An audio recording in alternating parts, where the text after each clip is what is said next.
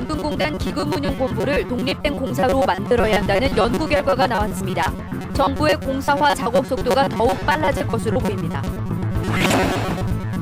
기금운용본부를 공사화하기 위한 법령에 국민연금법처럼 소재지를 전북으로 명시해야 한다는 목소리가 높습니다. 이미 조성된 농공단지 분양을 제대로 못한 자치단체들이 공약을 핑계로 또다시 농공단지 조성에 나서 논란이 일고 있습니다. 내일도 오늘처럼 덥겠지만 오후에는 요란한 소나기가 오는 곳이 많겠습니다. 모레부터는 장맛비가 내릴 것으로 예보됐습니다. 여러분 안녕하십니까? JTBC 8시 뉴스입니다. 전복 이전을 준비하는 국민연금공단의 기금운용본부를 독립된 공사로 만들어야 된다는 연구 결과가 나왔습니다. 기금운용본부를 공사로 만들려는 정부의 작업 속도가 더욱 빨라질 것으로 보입니다. 보도에 송창용 기자입니다. 전북 혁신도시에 짓고 있는 국민연금공단 기금운용본부 신청사입니다.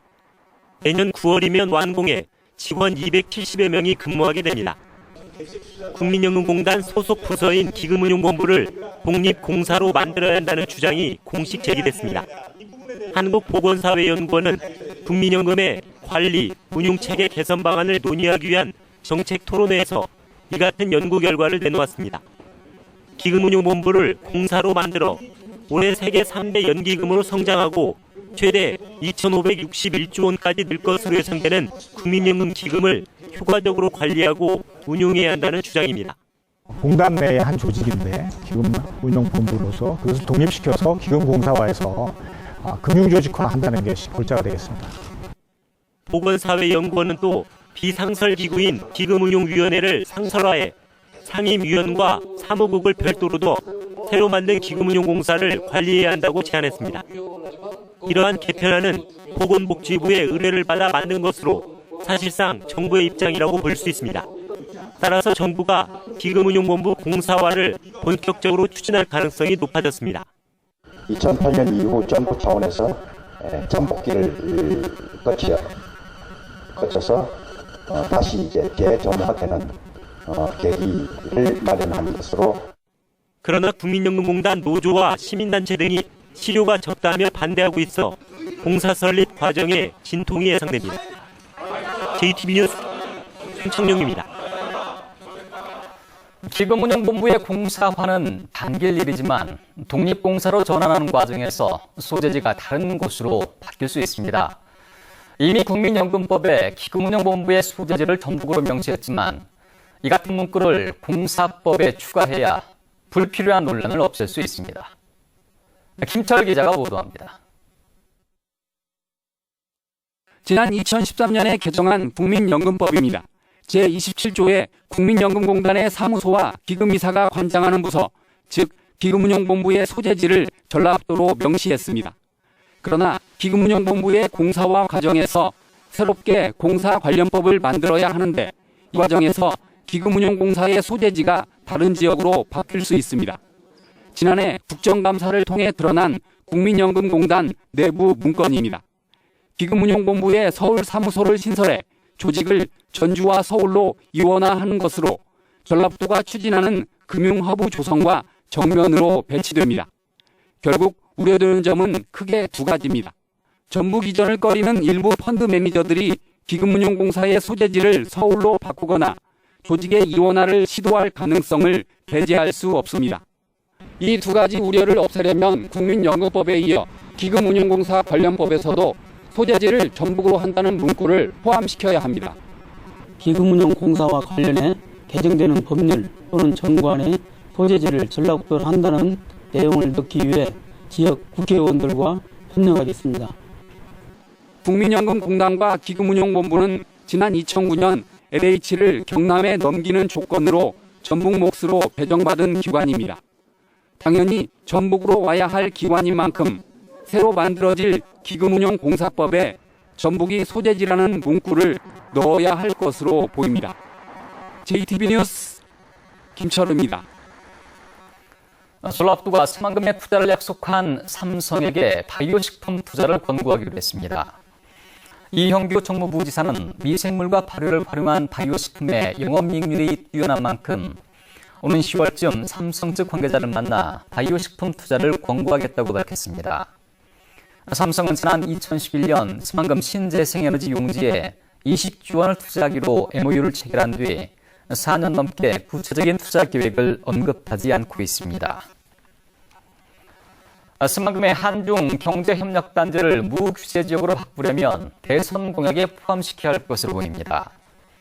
전라도는 외국인 투자를 유치하려면 스만금 무규제가 필요하지만 국회의원들의 총수한 공약만으로는 정부를 설득하기 어렵다고 밝혔습니다. 전라도는 이에 따라 오는 2017년 대통령 선거를 앞두고 여야 대통령 후보들의 공약에 스만금 무규제 특례가 포함될 수 있도록 노력하기로 했습니다. 인선 6기 들어서도 자치단체마다 농공단지 조성을 추진하고 있습니다. 이미 조성된 농공단지도 다 분양을 못했고 특화된 계획도 없어 단지 조성의 타당성이 크게 떨어집니다. 정원익 기자의 보도입니다. 임실군 오수 농공단지의 이 업체는 3년 전부터 휴업을 하고 있습니다. 바로 앞에 업체도 문이 닫혀 있습니다. 경기 불황으로 연중 운영하는 업체는 손에 꼽을 정도입니다. 농공단지를 관리하는 자치단체 사무소는 문을 닫은 지 오래입니다.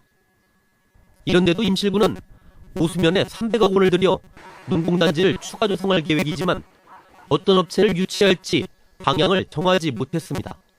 그런 거는까지는 아직 안 나왔기 때문에 확실하게는 안 나왔어요. 말씀하신 대로 타당성 조사나 이런 부분을 할 때 그걸 검증을 좀 해야 할 부분이 있을 것 같아요.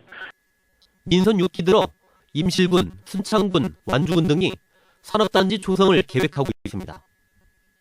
모두 수백억 원이 들어가는 사업입니다. 2012년에 조성한 순창군의 쌍암 농공단지는 분양률이 20%도 되지 않습니다.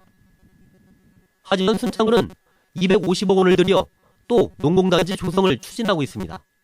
순창 같은 경우는 장류잖아요. 이 군을 대표적인 말 그대로 특징적인 산업화라고 할까요? 그런 업을 집중적으로 육성하기 위해서 농공단지 조성은 대부분 자치단체장들의 민선 6기 공약입니다. 이미 조성해 놓은 농공단지도 활성화시키지 못하면서 또 수백억 원의 예산을 들여 농공단지 조성을 추진해 자치단체의 예산 부담만 가중시키고 있습니다. JTB 뉴스 정원익입니다. 세제 혜택을 받을 수 있는 농업 병영체로 등록된 법인이 10%도 안 되는 것으로 나타났습니다. 국립농산물품질관리원 전북지원은 법인세와 소득세를 감면이나 면제받으려면 연말까지 농업 병영체 등록을 해야 하지만 전체 4,456곳의 농업법인 가운데 360곳만 등록했다고 밝혔습니다.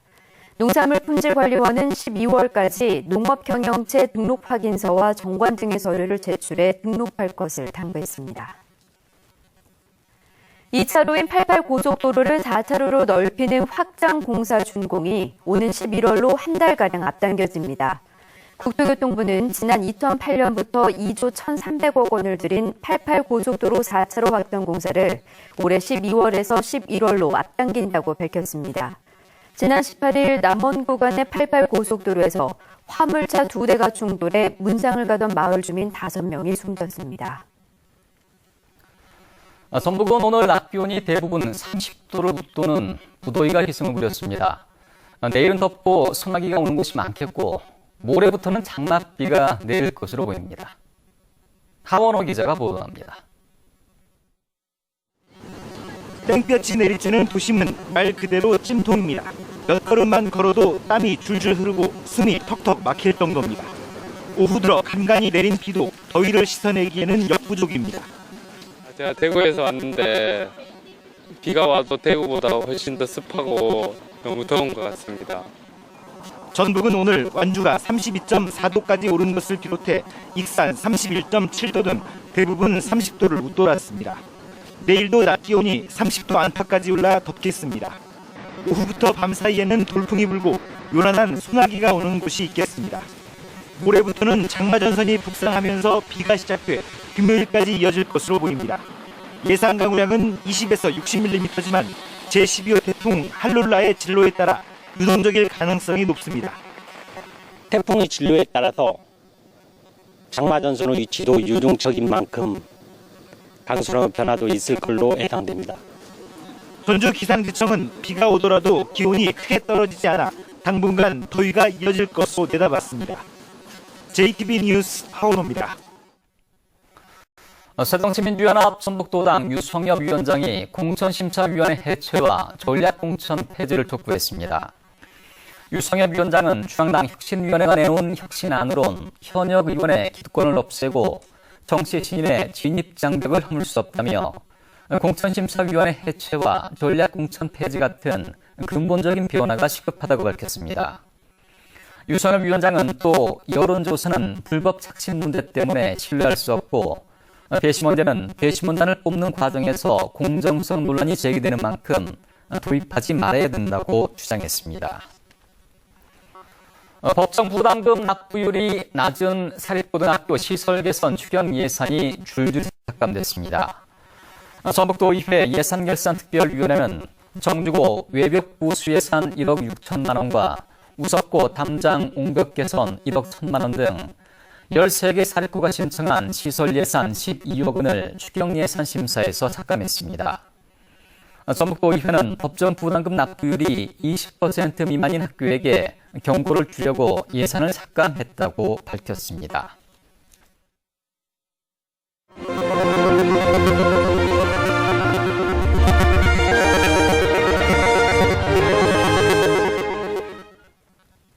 소외계층을 위해 나눔을 실천하는 봉사자들의 이야기를 소개하는 순서입니다. 한여름철 보양식으로 삼계탕이 단연 인기인데요. 노인들이 더위를 거뜬히 넘길 수 있도록 삼계탕을 준비해서 대접하는 봉사자들을 김진영 기자가 만났습니다. 푹 삶아진 닭을 꺼내는 손길이 분주합니다. 더위에 부엌 열기까지 더해져 봉사자들의 얼굴엔 어느새 땀이 흥건히 배었습니다. 땀을 식힐 틈도 없이 건강에 좋은 갖은 재료를 넣고 삼계탕을 끓이느라 여념이 없습니다. 어르신들 여름 보양식이기 때문에 저희가 최선을 다해서 준비하고 또 정성을 다해서 저희들이 해드리고 있습니다. 어르신들 맛있게 잡수세요. 이른 아침부터 서둘러 준비한 삼계탕이 식탁에 올랐습니다. 삼계탕이 나오길 기다린 노인들은 바쁘게 젓가락을 움직입니다. 잘 익은 고기 한 점과 구수한 닭죽으로 더위에 쌓인 피로를 한순간에 날려보냅니다. 김다지요. 김다로스요. 인삼도 들어있네. 그냥 대추도 들어있지. 그냥 온갖 또 양념이 많이 들어갔네요. 봉사들이 준비한 삼계탕은 150인분. 싸고 좋은 재료를 고르기 위해 직접 시골 장터를 찾아가는 수고를 아끼지 않았습니다. 삼계탕에 드는 비용은 바자회와 봉사들의 기부로 마련했습니다.